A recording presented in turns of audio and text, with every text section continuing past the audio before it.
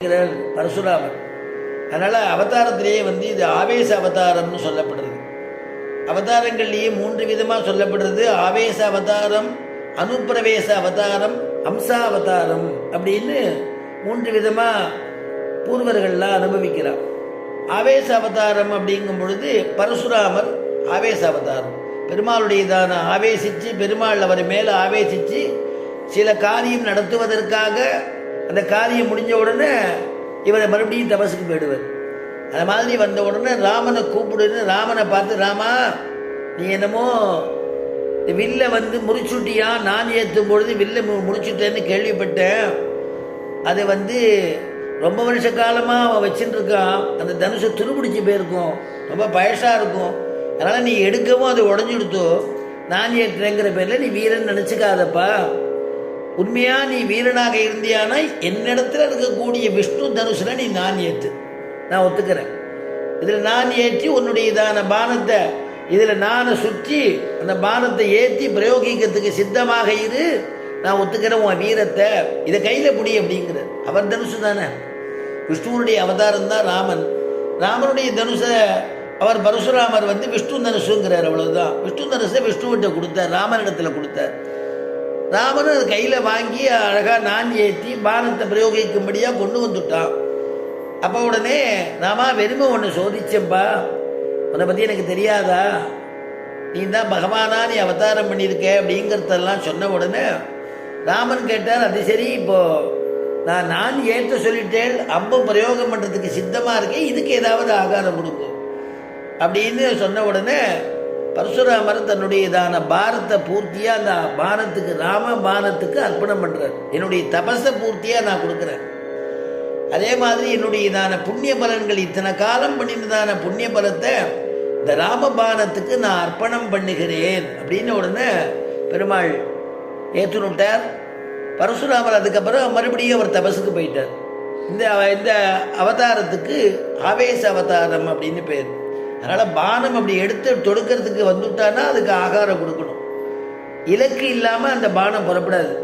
அப்படிங்கிறத அனுஷ்டானத்தில் வச்சுட்டு இருக்கா க்ஷத்ரியாள். க்ஷத்ரியாளுடையதான வீரத்துக்கு அது பெருமை, அது அப்படி வச்சுட்டு இருக்கா. இதுக்கு பேர் ஆவேச அவதாரம். அனுப்பிரவேச அவதாரம்னு ஒன்று. அனுப்பிரவேசம்னா ஒருத்தருடைய ஹிருதயத்தில் புகுந்து, பெருமாள் உள்ளே புகுந்து அந்த காரியத்தை நல்லபடியாக பண்ணி கொடுக்கறது. இந்த காரியம் முடிகிற வரைக்கும் பெருமாள் கூட இருப்பார். அனுப்பிரவேச அவதாரம் அப்படின்னு சொல்கிறது, பிரவேசித்து பண்ணுறது. ராமானுஜரே இப்போ அவதார புருஷர்னு நம்ம கொண்டாடுறோம். அவரோடத்துலேயும் பெருமாள் பிரவேசித்து ஒரு கிழவிக்கு மோட்சத்தை கொடுத்தார். மோட்ச பிரதன் யாருன்னா பெருமாள் தான்.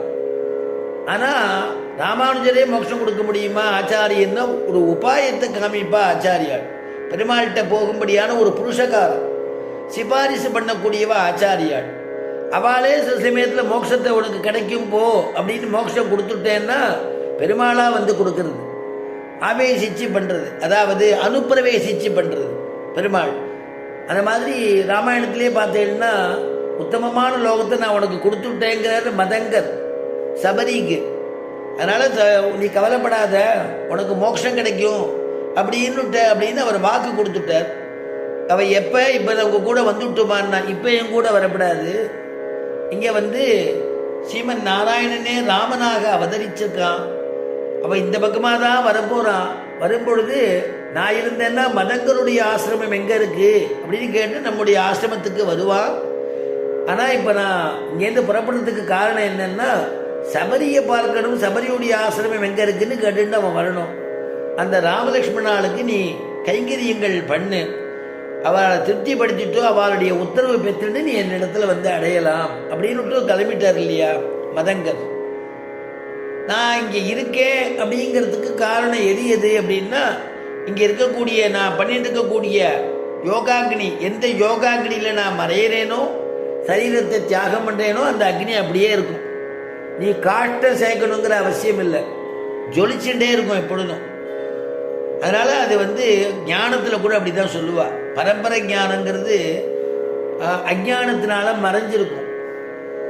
நம்முடையதான அனுஷ்டானங்கள்லாம் குறைஞ்சி போய்டும். நம்ம பெரியவாள்லாம் அனுஷ்டானம் பண்ணியிருப்பாள். அப்போது லௌகீகத்தினாலேயோ லௌகீக வித்தையினாலேயோ லௌகீக சம்பந்தத்தினாலேயோ அது மறந்துருக்கும். அது அந்த ஞானம் வெளியில் வராமல் இருக்கும். ஆனால் சதாச்சாரியனை அவன் அடையும் பொழுது சத்புருஷால் அந்த அவனுடைய ஞானத்தை தூண்டி விடும் பொழுது அந்த பரம்பரை ஞானம் பிரகாசிக்க ஆரம்பிச்சிடும் இல்லையா? அதனால் பிரகாசிக்க ஆரம்பிச்சிடும். அந்த மாதிரி அதை தூண்டி விடுறதுக்கு தான் ஒருத்தர் வேணுமா, அவர் தான் ஆச்சாரியன்.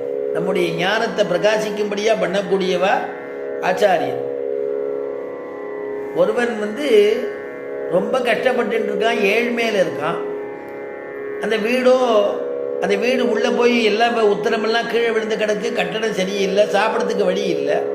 அந்த ஆற்று வாசலில் ஒரு திண்ணை இருக்குது, அந்த திண்ணையிலேயே அவன் அங்கே படுத்துட்டு இருக்கான். ஏதோ யாரோ 4 ஆத்துக்கு போகிறான், பிச்சை எடுக்கிறான், சாப்பிட்றான்.